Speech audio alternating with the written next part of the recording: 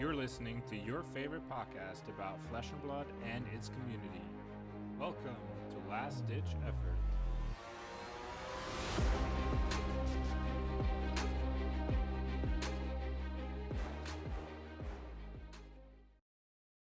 All right, welcome back, everyone, to the Last Ditch Effort, last episode of the year. I'm Maurice, joined by my co-host, Patrick. Hey, Maurice, how's it going? It's going good. I'm glad it's vacation time. Yeah, it's finally the year is coming to an end, right? People are starting to get into holiday mood and maybe playing some more armories. But I think that the last week the armories haven't been too busy. Yeah, I'm trying to go to an armory while I'm on vacation, so that's going to be interesting. Yeah, so you're gonna travel to New York and you're gonna play an armory there or multiple? Yeah, we'll see. I think there should be an armory for Ultimate Pit Fight, which is cool. Taking my Santa deck. Oh, you don't want my deck? Yeah, maybe you can quickly mention what you did to us at the UPF game last Tuesday. So we had a Christmas pre-armory UPF kind of thing. I couldn't find all my Christmas baubles and my promos in time, so I threw together a UPF deck that was designed to win by turn 3, and actually it just did that. It was like So Patrick texted me like halfway through the week asking like, so there's no ban list for UPF? Yeah, and apparently there is not. I think Go Bananas and Yorick are banned or something, but then I was like, okay, I always wanted to try out Kraken Verdant. And turns out there is a reason why you're not even allowed to play that in LL. Because I think in my third turn, I drew my entire deck twice and killed everyone with Brainstorm.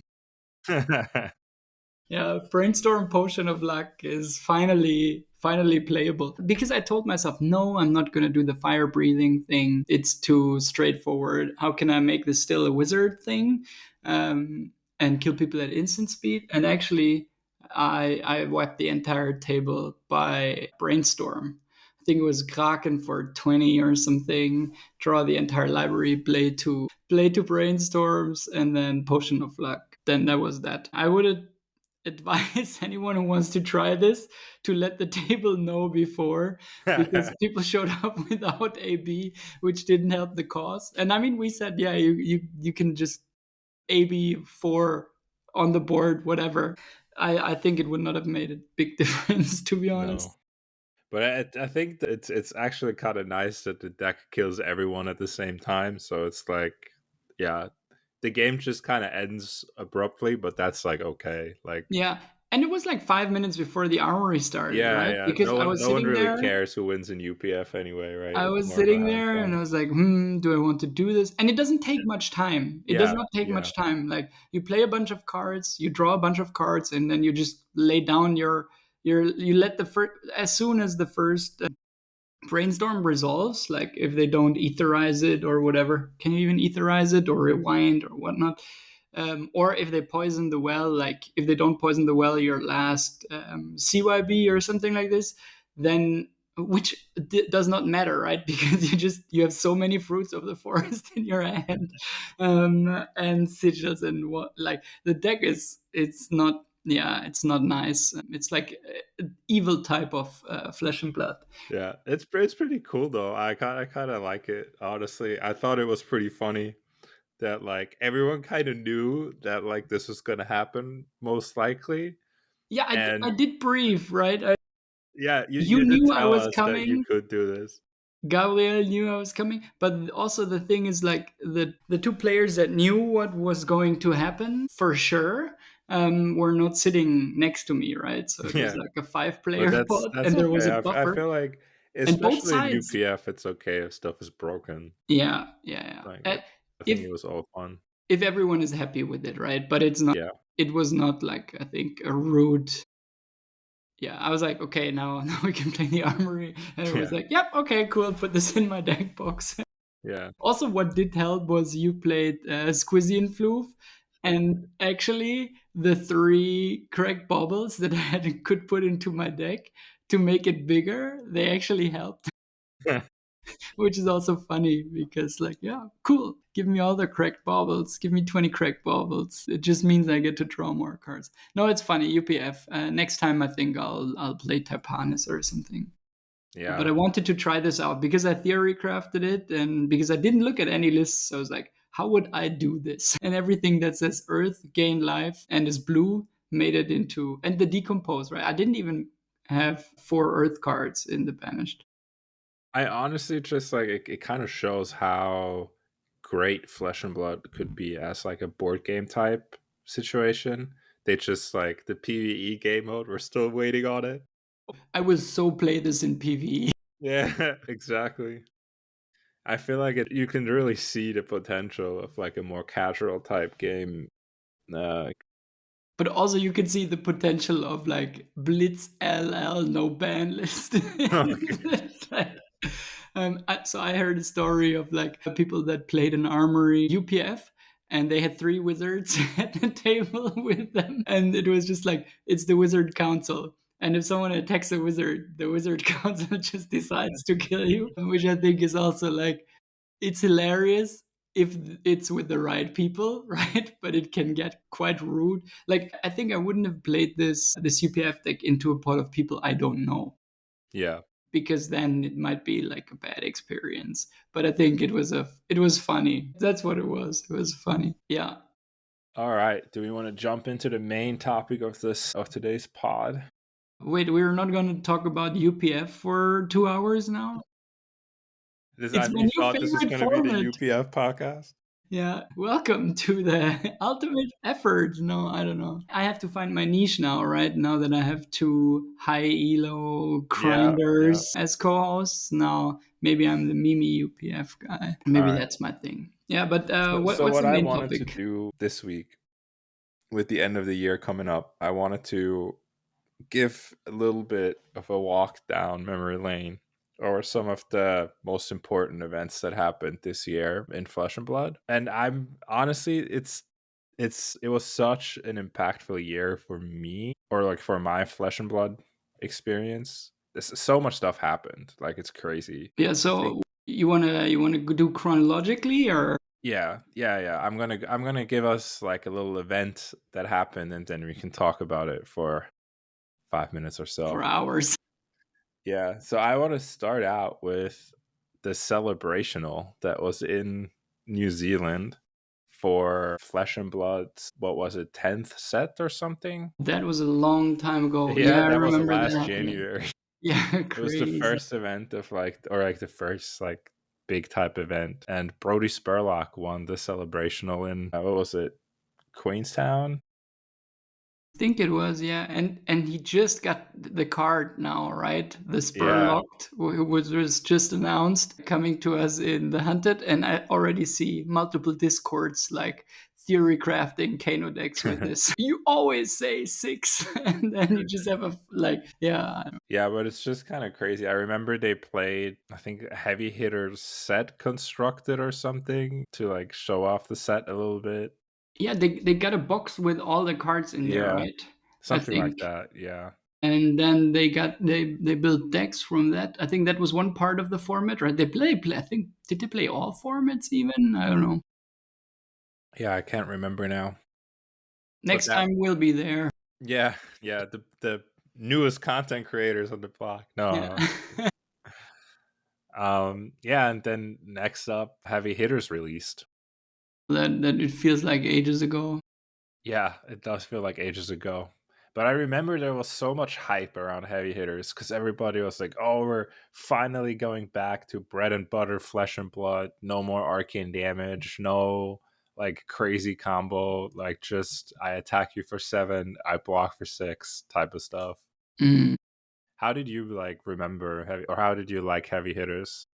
The heavy hitters limited experience I did not really like too much because of KO.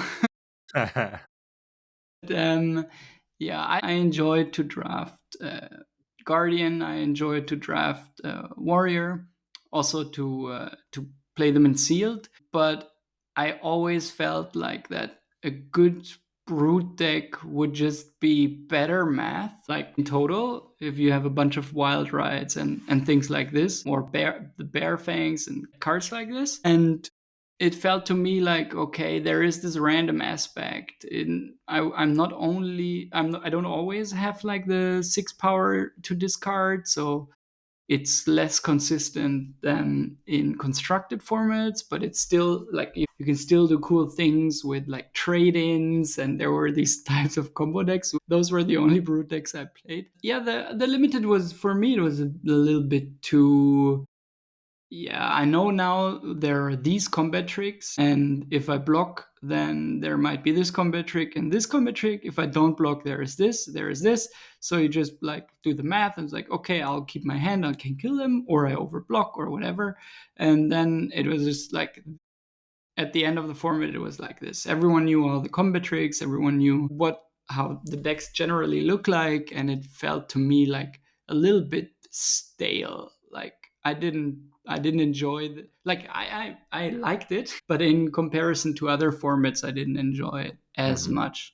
I found it Fatigue was a little also bit very boring. much game plan in that set, Yeah, which in generally I limited think is at not least. like, I'm not super sad if fatigue is viable, but then they had this 30 card limit, and they're like you could just still go over the top. Was heavy hitters already with 30 card limit? I'm pretty sure, yes. I think it was the first one with a 30 card limit. I think, yeah, yeah, maybe, yeah. We had bright lights that didn't have the card limit, I don't think. No, Bright Or bright Lights. lights was the first one to have it. Was Bright Light the first one? I don't I remember. I can't think remember. Bright Lights was just put all the 3 blocks in your deck and play Tekluvos Yeah, instead. exactly. All right. Yeah, but I thought heavy hitters was quite a fun set, but maybe not as deep as some of the other sets. Like once we played like the fourth or fifth draft, you were kind of like, okay, I kind of understand how all the heroes work. Yeah, it definitely was not the most complex set ever. Like in 5 years, if you look back and someone asks you like heavy hitters draft, what would come to your mind? Yeah, There is nothing that would come to mind to me, as opposed to if someone comes in 5 years and says, no, no. what's Rosetta draft, for example. We'll probably come to that later, but then I'll immediately have an answer, which we'll come to later. But Yeah, I getting feel like randomly punished by like the clash mechanic or something, that's what comes to mind in yeah, heavy right, the hitters. clash thing that was Yeah. in that set.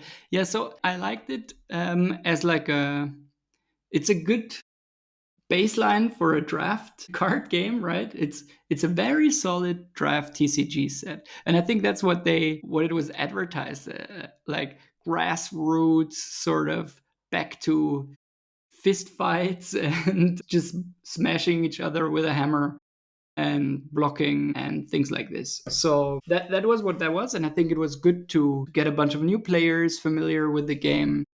Yeah. I It also taught thought it it was a taught cool theme. fundamentals well, I feel like. Yeah. I kind of like the theme, this like arena theme of like all these fighting in like this one spot at this one particular moment in time. I thought that was kind of cool. Yeah. The only and I liked that it was 6 different heroes. The only sad part was that Reinar was barely part of the set because he was just like worse than KO in almost every regard. To trade in OTK combo KO was a Yeah, thing. Maybe that's the thing that I remember from Aviator's draft. yeah. So then I would like to move on. Next Yeah, up, I have Flesh and Blood releases in South Korea, which also happened at the start of this year. that's super nice. It was kind of random. I didn't even know that this happened, but it obviously is super cool to see the game grow like all around the world. Definitely, definitely. I think was Brazil also this year, or was that last year? No, I would think Brazil was last year because they already had like a battle hardened Ah, this right, year, right, I right. think. But I think it's so cool to grow the game, and Yeah. for us, it's sometimes it's hard to imagine, right? That wait, they didn't have this. Yeah. What It do you feels like mean? such a staple in our life, but You just go to the store and play. But yeah, not every country has Flesh and Blood. And I think it's cool that the game is growing and the community is growing. And no, that's super nice. That's super nice. then next up I have Crown of Seeds gets officially banned from Classic Constructed. Yeah. Now we Happened know this why. year. But yeah, kind of a random ban at the time because no hero was even legal to play it. Yeah, they know But yeah. why. They know why. Count your blessings, Earth decks. I actually think Crown of Seeds was the first legendary to ever get banned. What was it? I believe so, right? Maybe briefly Stormstriders was banned in Blitz or something, but Yeah, in Classic for a blink of Constructed, an eye. I think Crown of Seeds is currently the only legendary that's banned. That is right. Yeah. Sadly, because I have a beautiful cold foil crown Yeah, of so do seeds. I. I bought a cold foil for like $40. Yeah, I have it for a bit longer, which is sad. Crowd of sads. Yeah, I think it makes sense that they banned it now that we have more context, right? I think was that at the same time as the Berserk thing Yeah, happened? yeah. Berserk was banned at the same time. You And think it's why? ever coming back? What's the reason why Berserk was banned? Ah, because of the chess piece. Yes, because of the chess Yeah, I piece think in the yeah, KO Armory exactly. deck. It got banned before. Makes sense. Makes sense too. Yeah. You think Crown of Seeds will ever be legal again in Classic Constructed? It's a very tough question because it works so well with Count Your Blessings. And they said, oh, okay, they said there will be more answers to these types of things. Now But there's also it's a just bunch like of over. cards that make damage unpreventable. Yeah. Yeah, but I There's think the yeah. Crown of Seeds question is a very good question. I think it might be a little bit too much of a of value proposition for Classic Constructed, because if you have the tuning counter, it's basically one life for free every third turn, and you can filter your arsenal, which can accelerate like your pitch stack. So I think it's in for defensive decks, it's just such a powerful thing. Even though if I would play Verdance and with this thing, no, I would just play it. I don't Man, care. Verdance needs this so bad. I would, but the headpiece is just too good. Yeah. The other headpiece is just too good. All right, moving on. We have Yeah. Pro Tour LA with Arthur Trehay winning the tournament with his insane Sigil top deck. Yeah, that was that what $50,000 Sigil of Solace or Yeah, something like this. I exactly. think I was freaking out If when I. anyone who listens to this has not seen the video of him winning the final, go watch Arthur Trehay's final against Maximilian Klein. I think this is like one of the moments that if like people will talk about for like the coming years. Yeah, That's yeah. like an all-time play right there from Arthur Trehay. Yep, and the sigil, like it was just so perfectly, and like the facial expression and the entire moment was so cool. No, well deserved on Dromai, and then this one did LL Dromai. I think it was either this one or it basically it brought it to the point where she was definitely gonna LL in the next national season or something. Yeah.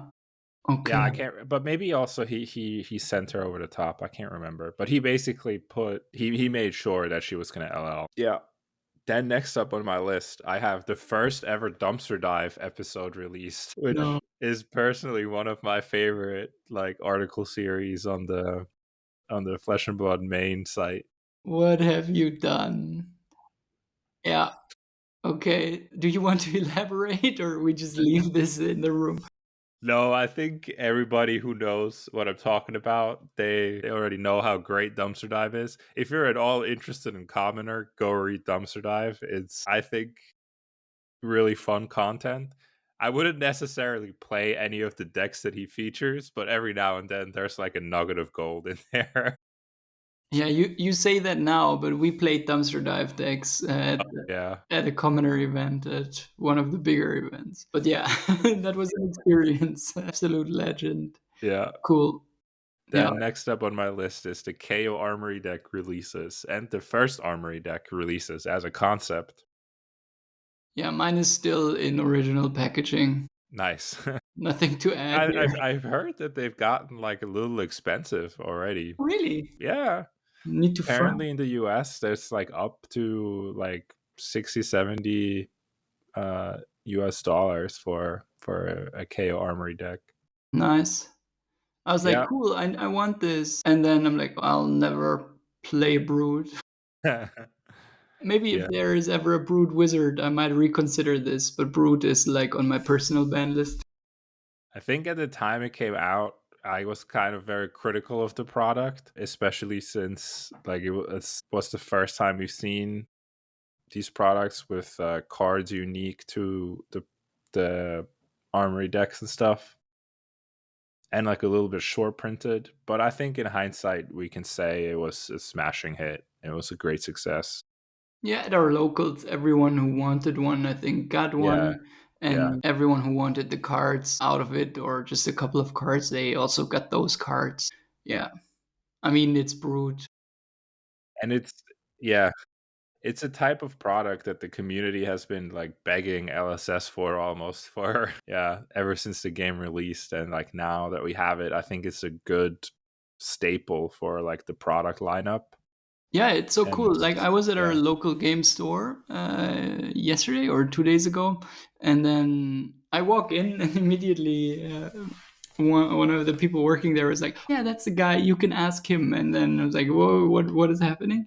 And then they were talking to a customer, and the customer was like, "Yeah, so I'm playing Flesh and Blood with my brother sometimes, and." He likes to play this hero that is like a mechanologist that starts with an item in play, and what can I get them like to upgrade? Then I was like, so they play OG Dash, and then we talked a little bit about it. And it was like, oh, does he play this card, which is like a cerebellum processor, which is only in the Dash Armory deck? And like, no, no, I've never heard of this, and he also never heard of this. And was like, okay, then I have the right gift for you. yeah, So he ended up buying the Dash IO Armory deck, and I think it's perfect, right, for someone who's interested in playing mech, has like started with a collection and then wants to upgrade or try something new that's also mechanologist, get a few hands on a few cards that you can only get there. And they were like, are those cards guaranteed in there? And I'm like, yes, I can tell you exactly what cards are in there, and yeah, there will be one foil and two non-foils. And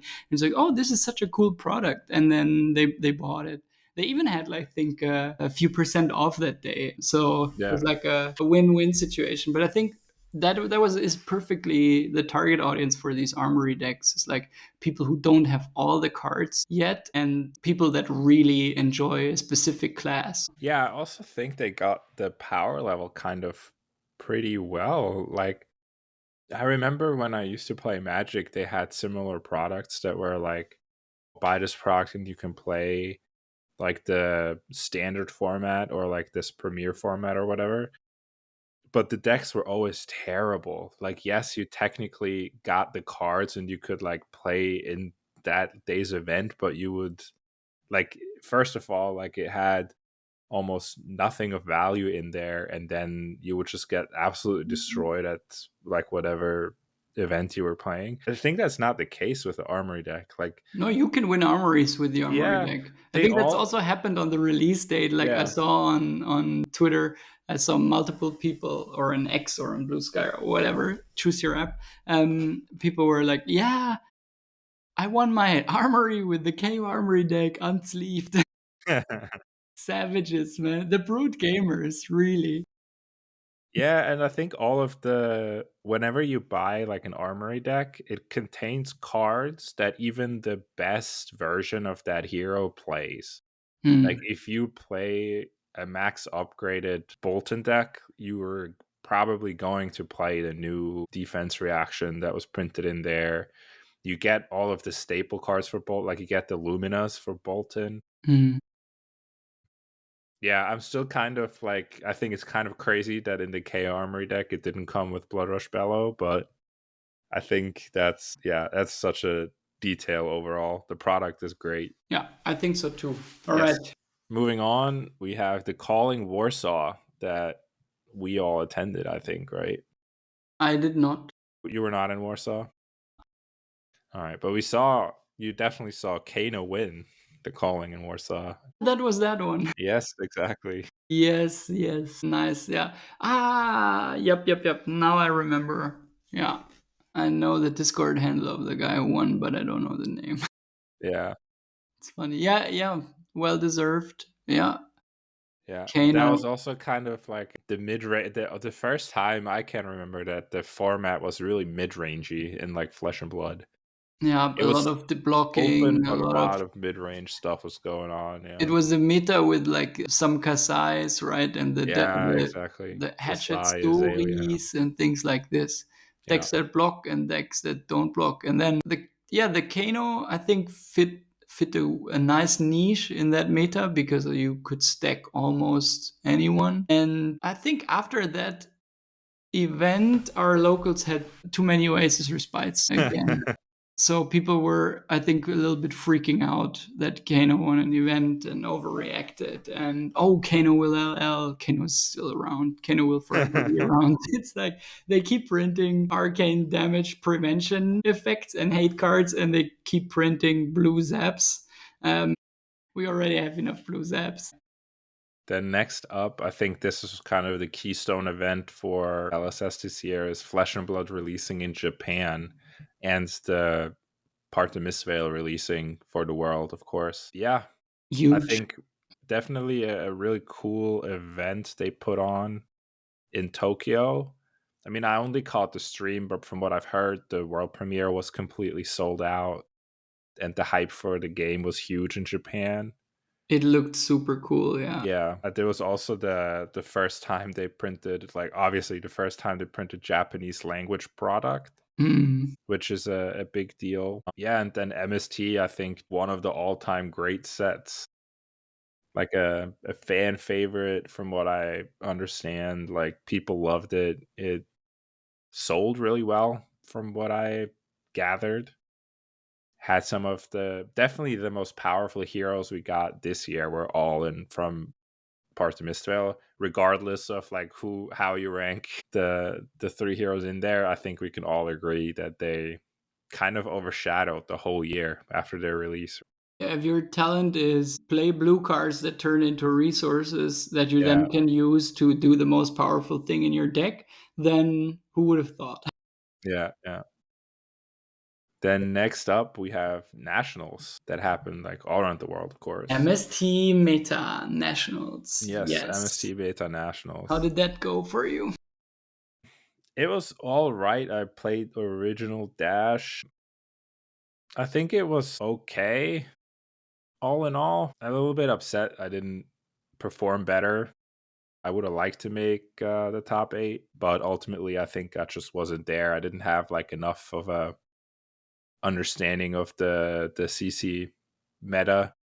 I think Dash was okay, but not a great pick in hindsight. And yeah, but the event was cool, I thought. Yeah, the event Nice was nationals really, event. really cool. Yeah, Yeah. that's true. Yeah. Then yeah, but for Switzerland, of course, we can't forget the guy who proved that Dash was the correct pick, actually. Yeah, Michael, our champion this year.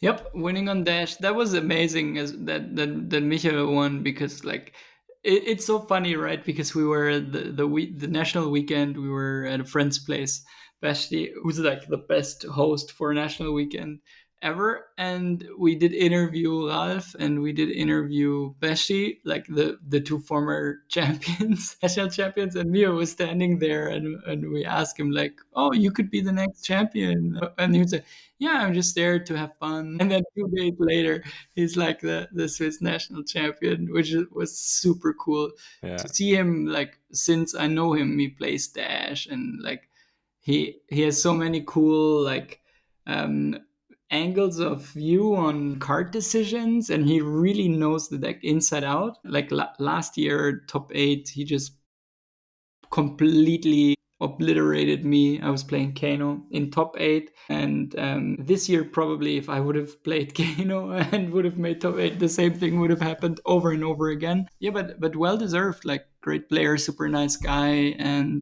and I think also the first official guest on our podcast, right? Yeah, true. There, go back and listen to the national championship episode where we interview him. Yeah. That's a good point. Then moving on, we had Pro Tour Amsterdam, the MST Pro Tour, with Shoma winning on Uzuri. Which no Among one the, expected. yeah, Also, that tournament was riddled with sends and news. this tournament, I played in the calling and I didn't play a single new. And I was preparing for the news. But I think Ralph did all right, right? Our Yeah, co-host. Ralph Yeah. was day 2, I believe. Yeah. And he drafted really, really well. Yeah, Yeah, but didn't win next time. But yeah, Amsterdam was cool, right? Super cool experience. yeah. Meeting Very nice people. event location actually there with a restaurant night next to it. And Yeah, the location yeah, was really, really the nice. first Pro Tour I was at, I enjoyed it quite a lot.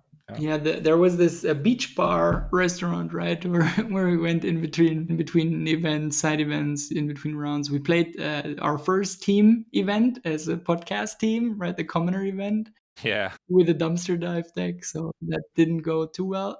Like we won first round, right? All three of us looked at each other, super puzzled, like, wait a minute, how did this just happen? Commoner, our first team event. No, that was a lot of fun. Oh yeah. I opened the first edition Crucible booster with prize ticks, and yeah, there weren't any insane pulls, but it was my first edition. Yeah. I know it was Arcane Rising. Sorry, it was Arcane Rising. Um, yeah, it was a lot of fun. Cool event, cool weekend. Yeah. Then the next two on my list are a little random. We had Flesh and Blood Collectors Week, and we had them announcing the Command and Conquer that was for the Deathmatch Arena. Yeah, which was the hero that had the most Yeah, the road to most national wins? limited. It was the most rated limited wins, I The most believe. rated limited wins, which Yeah, was something Kasai, like right? that, which was Kasai. And Yeah, then if you did win one of those events, on the you hero. on that hero, you Yeah, got the Kasai Command and Conquer. yeah, which is insanely expensive now. I think I've seen one sold for like $6,000. What? That's a lot of grand. I'm not mistaken. That's I mean, super. there's only like 27 or something in the world. Okay, that makes sense. That's like a gold foil tunic type of rarity. Should have won an event. Should have just played better and won next time. But a really cool feature, right? Really, really cool giving back to the community, like a Yeah, I surprise. think it's kind of crazy it went really that expensive, but yeah, I mean, still pretty cool. All right, yeah, there's one listed on card market right now for 4,700 euros. So Uh, almost cheap, right? yeah, buy now. Is it? Are you offering it? Crazy. That's crazy. Yeah, Yeah. but the collector's week was what? Collectors Week was just about like highlighting some of the collectors in the community. Was it also when they announced that like the new reprint policy? Yeah, I believe so. That they were no longer gonna reprint rainbow foils, right? Yeah, yeah, the foil reprint thing. Yeah, Overall, like not really a community I consider myself a part of, just for a lack of money. gotta catch them all. Yeah. But I guess it's like from what I understand, I think it's cool what they're doing. Like, yeah, I think the people who are into collecting the game are really into it, and for them it matters a lot what like the reprint policies are and stuff. Yeah. And just being, as always, being quite transparent Yeah. and telling us what their agenda is. Cool. Didn't affect us too much. No, no. You know, every now and then it's nice if you open like a Marvel or something and you can sell it for, I don't know. And it's nice if like these tournament wins, like the gold foils and stuff, if they actually have like some type of value. I think that's like important for just like the kind of the feeling of the game, like making sure that like winning these events matters, and Hmm. that like yeah, having these like tokens of, from what I understand, I think Flesh and Blood is the only game that does this.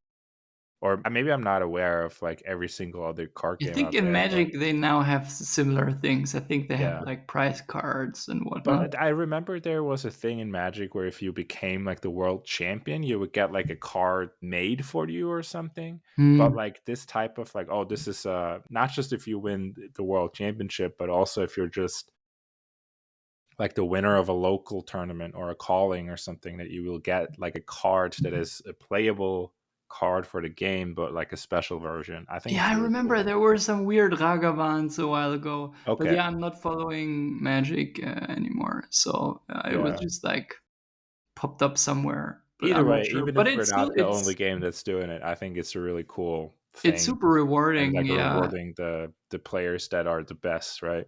yeah, yeah. I think that's cool too. Yeah. Like for me, it was super impactful, like winning my first gold foil, which I don't know, I thought was kind of a special moment for me. Yeah, So yeah, 100%. Yeah, yeah. super cool. And then next up is already Rosetta, and the first strike decks kind of releasing along with the Rosetta format. Maybe we talk about like first strike real quick. I think, have you played with them at all? No. No. Oh, the I Terra thing is a first strike deck, Yeah, right? Terra and In Aurora. theory. Yeah, but I played Terra only in Commoner. Okay. Yeah, I think like a good product for introducing people to the game, maybe people who don't play card games that often. Yeah, I think it's cool that it exists. For sure, for sure. Yeah. As I like an s- introduction piece. Yeah. yeah, I don't really understand quite yet where they want to go with this introductory product. Like, are they going to print for more first strike decks, or and are they supposed to like kind of replace the blitz decks, or is it really But just? what's the difference between like the first strike decks and the blitz decks? I think they're just easier card designs. Like first strike decks have unique cards in them, like Sizzle. Hmm. And I think they're just supposed to be like very simple, like kind of one line of text per card. And like the cards have like a lot of explanation texts on the card. Okay. Yeah. And the heroes are also like simple in design. Like Terra is pretty simple to understand. Yeah. Yeah.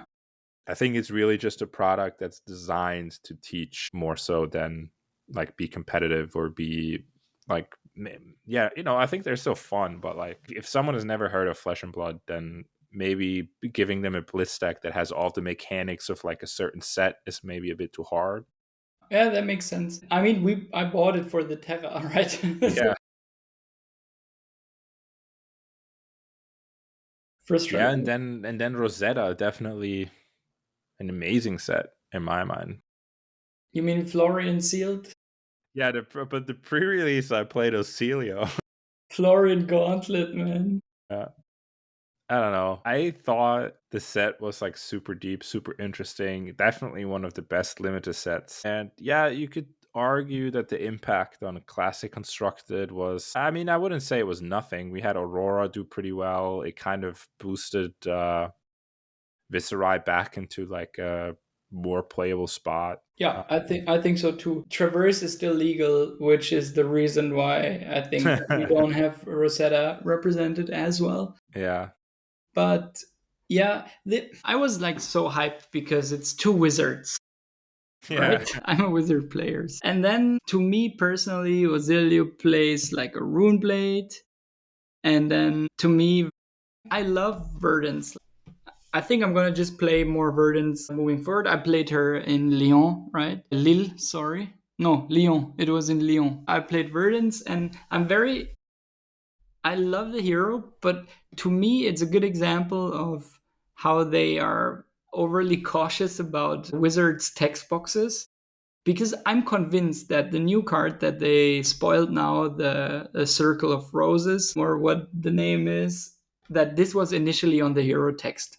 Like you can't prove or you can't convince me otherwise because like then I see how it could be competitive, right? Or maybe the right build is not found yet, but the way like it's like one good card or one line of text away from being broken in a way. And I think they did a good job at not making her broken. And maybe that resulted in her being like slightly less powerful than for example Ocilio. This, like, that was my initial thought, but the more I brew with it and the more I play it, I think Yeah, it's still it's a funny thing. I read a little blurb the other day that like was an advertisement from LSS for Rosetta, and it said like, "Oh, Rosetta, the all arcane set." And I was kind of like, yeah, I mean, I guess that they can all deal arcane damage, but the set itself, like the things that stick out the most to me are none of them are arcane spells. yeah, felling of the crown. Yeah, I'm thinking like Felling of the Crown. Okay, Amp was a new mechanic they introduced, but like the Rune Blades as well. Like I'm thinking of like Channel, Lightning Valley, and like for Florian, I think it's also like Plow Under and some of the more defensive like Earth cards rather than his Rune Blade cards or his like arcane damage at least. So yeah, maybe on that front it was like a little bit. It was definitely not Kano dots. Yeah, and I think yeah, that's true. And what we lack is the talented cards for the classes, right? There are not many wizard lightning non-attack actions, for example, right? Yeah. There is Comet Storm Shock. That's the one. And then there is the Pulsing Ether Life. That is the one. And so you want to play an Earth Wizard, so you want to play Earth Wizard cards, but all your Earth cards are actually either defense reactions or non-attack actions or attack actions, but they're Mhm. not like Wizard cards, right? So Mhm. either you fill your deck with things that say Earth non-attack action, like so tomorrow and things like this, or you fill your deck with earth attacks that do disrupt, like Plow Under or Felling of the Crown, which are very good cards, right? But it's more like a guardian type of vibe with those cards. It's not I'm a wizard, I deal arcane damage that then like Yeah. Yeah. there is a disbalance, I feel like, between the powerful earth cards in this set and lightning cards, and then the talents themselves. I think both our wizards give big like battle mage energy and less Exactly. like Which is fine because LSS never said that Kano is the blueprint of a wizard and we want all wizards to be like Kano. Like yeah. they should not. I love the design of Verdance, but just like for this to matter, I don't want to be putting 9 fruits of the forest into my deck because they're earth cards that go into the graveyard and they could gain me some life, which I both want for my hero to come online and to matter and to amp, right? But instead I have to fill my deck with blue earth cards or with blue block with earth block threes that I can decompose. There is not a way to play arcane damage spells that are earth and then decompose. Mhm. There's also not a way to deal arcane damage and while doing this decompose, right? There is not a. If Pulsing Aether Life had the decompose clause on, then instead gain 2 life or amp 1 or whatever, it would fit more like this type of wizardy vibe that I would expect rather than, okay, I play Felling of the Crown, put 1 card on the bottom and then decompose. Like, Mhm. why am I not playing Florian? That's like, I feel like to this stage, the wizards are lacking a little bit of an identity. Like I like the storm aspect of Fosilio, but still, it still feels to me like playing Aurora.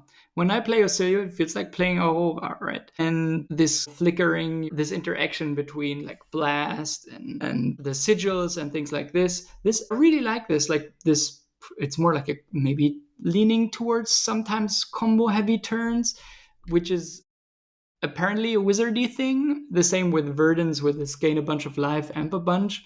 Also, this element. So it feels like they want to have those decks that they associate wizard with, have a very powerful turn or do one very strong thing in a turn, which is fine. But to me, it's still playing Verdance feels not very wizardy to me. Mm-hmm. if you know what I'm saying. Like, and Yeah, I love I know what playing you're with talking about. words. Like, All right, let's move on and talk really quickly about the book burning, which also happened kind of with Rosetta's release.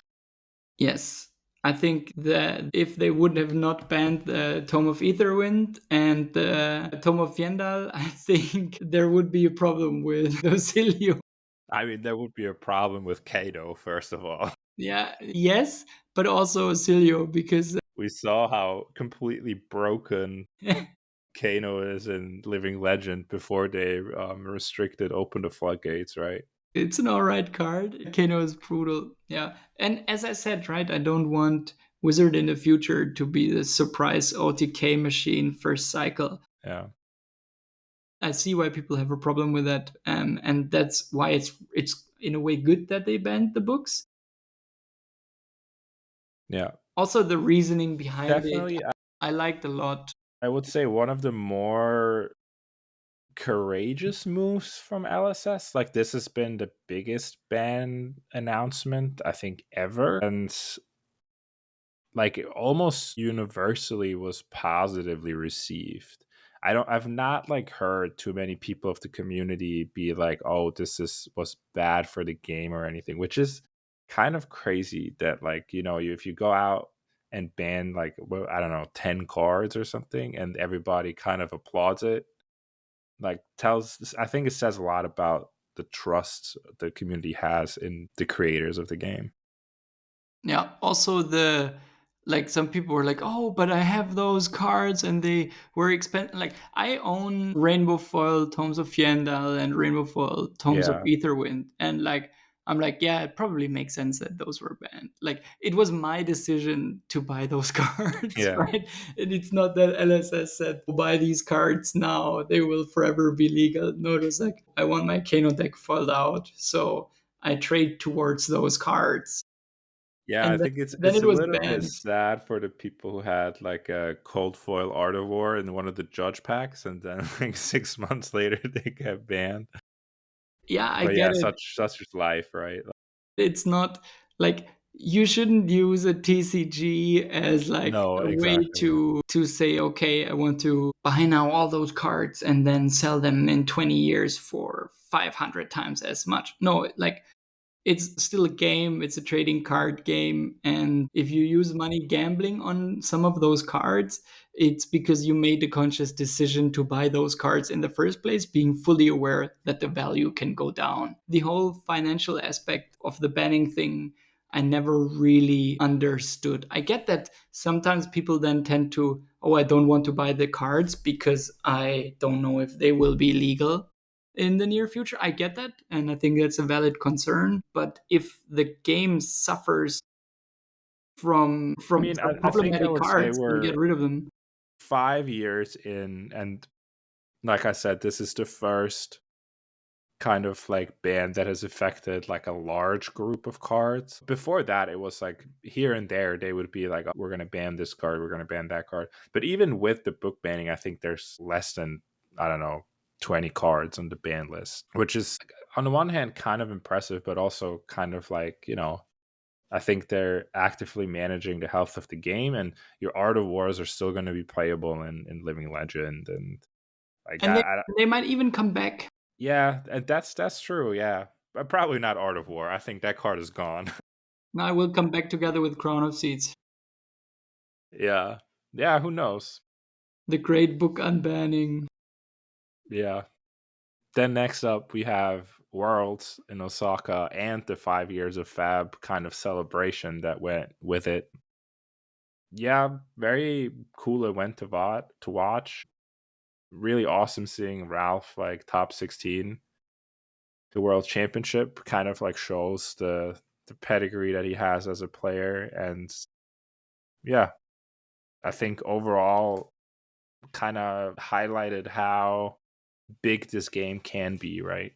Like, Yeah. the production was great, the games were pretty great. You saw these awesome storylines like Mercy Bickle kind of picking up a deck and almost taking down the whole thing. We saw Yuki Lee Bender going 6-0 in this draft again, I believe, after she did the same thing in Worlds last year, if I remember correctly. Yeah, absolute It's limited just machine. absolutely savage. Like having, yeah, it was really fun. Like watching these players compete. The first time we had the Team Cup of Yep. the national teams Who won? competing as, Romania? I think, yeah, Team Romania won that event. I'm So still a little cool. unsure how the structure of the whole Team Cup went, and the coverage of it was kind of like lacking. They didn't stream any of the games, True. It was so it hard was to like hard to follow. follow what exactly happened with the Team Cup. Yeah, that is But true. a cool idea nonetheless. Yeah. Yeah, super cool. And congratulations to, I think it was Romania, yeah. Yeah, Unfortunately, we didn't get to see any of those games, but yeah. yeah. And then of course Enigma taking down the whole like Enigma kind of being the talk of the town, I want to say, taking down that event Yeah, CYB with Enigma. Count Your Blessings. Yeah. Yeah, I nothing think less. that's also going to be one that people will remember just because of how controversial Count Your Blessings was, right? Yeah, definitely, definitely. But yeah, Gregor Kowalski with Count Your Blessings, Enigmas, I think not something that we're going to forget anytime soon. No, for sure not. No. Good deck, good player. And then moving on, we had two events in the same weekend. We had the first ever Battle Hardened in Switzerland, and we had the same weekend the release of Jarl Vertrady in the Armory Deck Origins series, which is kind of their way of printing directly to CC heroes, which I think is the first time we've seen anything like that, like them kind of releasing a hero that's not tied to any particular set.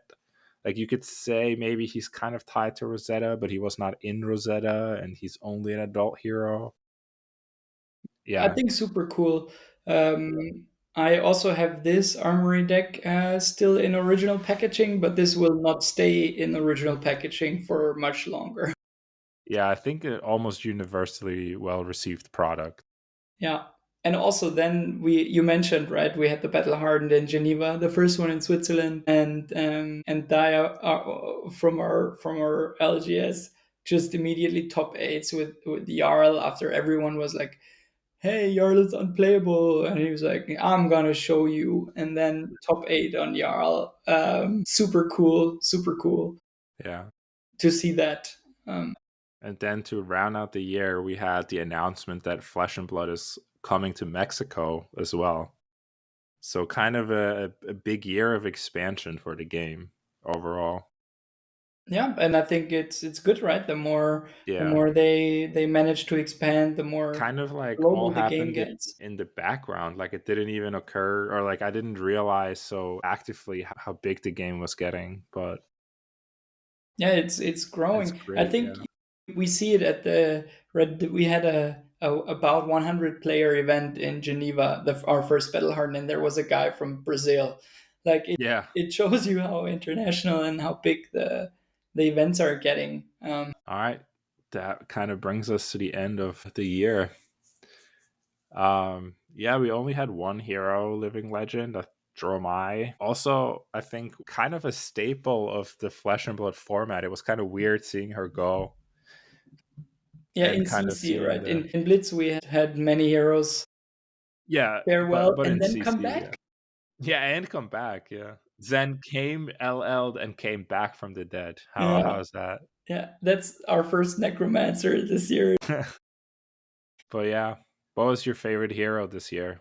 Like Verdance, released this year? Verdance? Yeah, I 100% also have Verdance. Verdance. If you would have asked me before Rosetta, I would have said Enigma, but yeah, Verdance. Which is funny because we just spent so much time talking about how she's not like as good as some of the other heroes, about how she was like very carefully designed, but Yeah, it just doesn't matter. but Her, the thing it's is, just so cool. maybe that's what makes her great, right? If she Yeah, would be obviously busted, then like there are so many avenues you can explore building that hero. And yeah, there are brewers, good brewers, still coming up with new ideas. Like I've seen lists very recently exchanged with me that were like, I was like, okay, I should really try this. This looks this looks actually like a breakthrough. And I think, as I said, it's a few cards or a good card away from being very, very good. The only problem is she struggles a little bit into very aggressive decks, but maybe this will be solved in the future with an expansion slot card. Definitely a lot of potential here. What's your second favorite hero? Second favorite? There is only one real answer as a wizard player. I'm not like an Auxilia enjoyer quite as No, much as others. that's not the what I mean. I mean, I know Dash IO didn't release this year, but the Armory deck kind of changed her a lot. So I think I would pick Dash IO as my favorite, second favorite hero released this year. Yeah, for me it's Blaze. Yeah, right. Blaze, man, in Blitz, I love it. It's so Uh, much fun to play. Um, what were your top 3 cards that came out? yeah, let's start with the third. So the third place for Yeah. me this year. Are we talking about cards that were announced this year? No, they have to be released this year. Because the Ring of Roses I really like, Yeah, even though I think it's not super insanely powerful. But yeah, my like the third favorite card is actually Fruits of the Forest. right. I have. Are you for CC or limited or both? Just generally, I Yeah, it's love just the a cool card, card. man. It's like blue So Sigil of flexible. Solace Yeah, that is an Earth card, and with the I think. downside that you can't Arsenal it, but I love Yeah, it. I think Fruits of the Forest is kind of the perfect card to show how math isn't everything in Flesh and Blood. Yeah, Because on the surface, you would think it's just gaining 2 life. It's a 2 block. Like, why on earth would you play a 3 cost 5 attack card that doesn't have any other text? Like, if you play it right. But in every deck, they play it because it's such a key card. Just like fills your graveyard, kind of keeps you alive, enables you to combo with Verdants. Yeah, still just like showing off this kind of ultimate flexibility that makes Flesh and Blood into a much more consistent game than any other game. yeah, I love it so much. Yeah, my third favorite card is double whammy of Smash Up or Tongue Tied. Just because I think those cards were so underrated in our draft, and I kept getting them so late, and they won me every single limited event this year. Yeah, Just fair, absolutely very fair. amazing. And I think if you read it, I mean, Smash Up kind of seemed powerful from the start. It's like a mini CNC. But Tongue Tied was just such a good card still, like 3 for 7 and with an on hit that kills an instant. And you would think, oh, they just played the instant at like in response to it hitting. But in so many instances it didn't matter, or like it, if they gain 1 life instead of 4 with the because you tongue tie them and they have like an AB card in that arsenal at the not the AB card, the Arcane Polarity or something. It's just like it feels so good, man. It feels like you outplayed your opponent even though you didn't do anything. Yeah, yeah, I get that. What was your second favorite? So the second favorite is actually a combination of two cards. You will see there is a pattern, and it's Rampant Growth Life together with Heartbeat of Candlehold, because I Yeah, think like the combination of playing the Heartbeat, letting the two pings resolve, then play the Rampant Growth Life, let the ping resolve, and like I love this play pattern because this is what an Earth Wizard to me. This is like the essence of an Earth Wizard, right? You do instant speed shenanigans, let layers on the stack resolve, and then you have a very powerful effect. Yeah, this combination is like my second favorite card combination of the year. yeah, And no, it's not Miragai or anything like this. No, I think this is just feels this feels to me better than casting double Miragai off of two cheese. Honestly. yeah. So my second one is maybe a bit of a surprise, but I have Shift the Tide of Battle here, Okay. Yeah. which just like felt so good to play. Mm. If you got the thing and if you like could play it for full value, it's just like not only am I like gonna get you this turn with like an attack reaction, but also I'm gonna get you next turn with the agility token. Yes. And it's just like it was such a it's like funny because it wasn't even the best card in the Axis story build, but it just like felt so good when you could cast it. Yeah. And you were just like, yeah, you kind of just out. You could, I think it was the card you could just like outplay your opponent at like every step, right? Yeah. Yeah, it felt one of my favorite cards of the year, I think. Makes sense. It is a super cool card. Yeah. I know why people like it. Yep. What was your favorite? I have a guess. I'm gonna say Count Your Blessings. Exactly. That's the one. Count your blessings.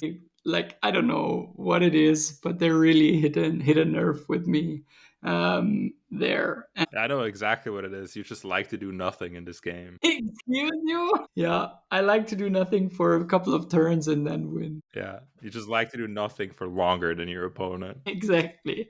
And then die with all the no blocks in hand. Yeah. No, it's I like it because I think they mentioned it in some articles too, like LSS, that it's basically a control card, and historically I've been liking control-y strategies.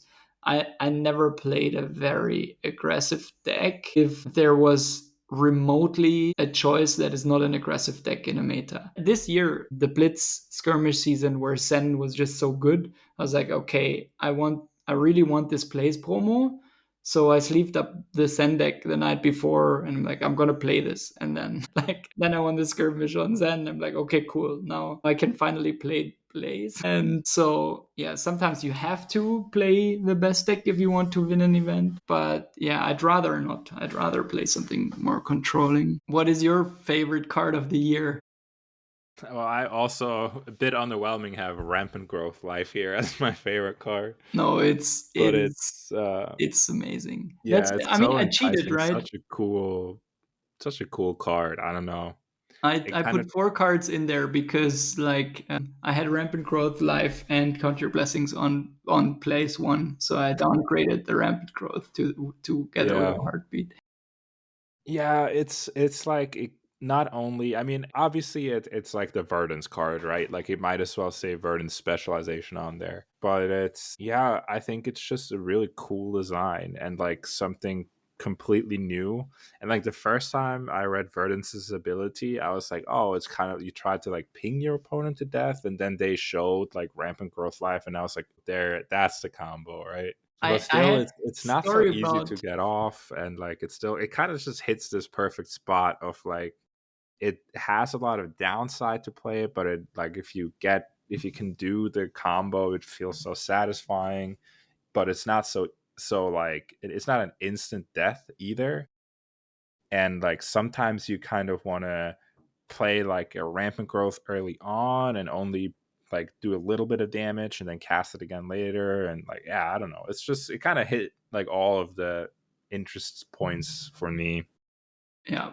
that I look I had for in like someone a good question resolve mark this card. in Sealed Battle Hardened against me, and Yeah. they played double red Fertile Ground into Rampant Growth Life. We were both on one life. Then not anymore. That's all I can say about this. I love the design. Perfect. Flawless card design. Yeah, It's good also that it doesn't block, honestly. yeah, I think so too. Just perfect design. I had someone suggest to put this in my Kano deck by just cutting the life half off. Just like put sigils in your Kano deck, cut half of it off, then it only says wizard instant. I would. Cool. So what do you think would Ralph's favorite card be? Now that he's not here, now we can speculate. I'm I pretty mean, sure it it's has to Poison the be one Well. of the Aurora cards, right? Okay. I would have said Poison the Well. No, no, no. I think his favorite card is going to be like Channel Lightning Valley or probably Arc Lightning or something. Oh, yeah, Arc I Lightning. think Arc Lightning is Probably, yeah. we're That's a going to good. speak for him here and say it's Yeah. Arc Lightning. The chances are high that it is Arc Lightning. That is Yeah. true. He just likes to do broken stuff, so Yeah, exactly. No, I think it's so cool that he now has a talented rune blade again. Yeah, I'm very happy, and I think Ralph enjoys to play the deck too. You can yeah. really see it when he plays his Aurora deck, maybe in CC or in Blitz. Right, he's just having fun, and like every hand is a puzzle, and he's like really good at maximizing hand value and solving these puzzles. Yeah, I mean he's a quite good player. I'm happy he has sort of a Briar, but not really Briar back. Yeah, top 20 in the world. You could say he's pretty good. Decent player. He's okay. Yeah, he's okay. He sometimes wins against us. All right. Thank you so much for listening to this week's show. You can find us on Twitter under the handle at LDFpod. That's LDFPOD. On Blue Sky under the handle at PugWizardPatrick or at Signal Jammer. And you can send us an email under. I'll just read everything again. Do we want to have like an outro kind of thing? Do we want to say something like, oh, what a year it has been? I mean, it has been quite a year, right? Yeah. I think we all got, in a way, better at the game, and we all leveled up in one way or the other. Had quite some success and had also quite some losses in the game this year. I wanted to do the statistics over the year to see how really bad my FAB year was, because it did not feel too amazing. But that's what you get if you play Verdance at the first big event. You lose a lot of velo. Okay, Bashley did not, but Yeah, except for he won a Pesci, lot who of top velo. aided with Verdance. Yeah, but I think it's been an amazing year for the game. It's been an amazing year for the community. Also, it's been an amazing year for the podcast, right? We're now 1 year old. And yeah, looking forward I to. honestly didn't think we were going to make it a whole year. I think so. No, now I'm more convinced now. Now that my job situation is a little bit more stable, I'm happy to record more regularly, and I'm also happy to brew more decks. And I already have an idea for a new podcast segment for the next year. Excellent. So keep waiting for the cool new brews I come up with. And yeah, I want to thank you for like again the initiative for the podcast, for all the enthusiasm and the great games we've played, and thanks to the entire community for this amazing Flesh and Blood year together with you. Yeah, thank you very much.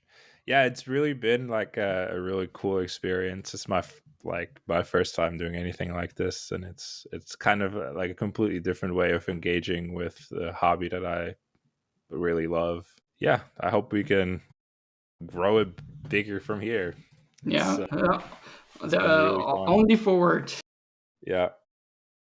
And yeah, thank you so much to our listeners. I still can't believe there are people out there who will listen to us ramble for an hour, like once or twice a month, and like we appreciate all the feedback that we get. It's been a really cool year. All right, we'll try again with the outro here. Yeah.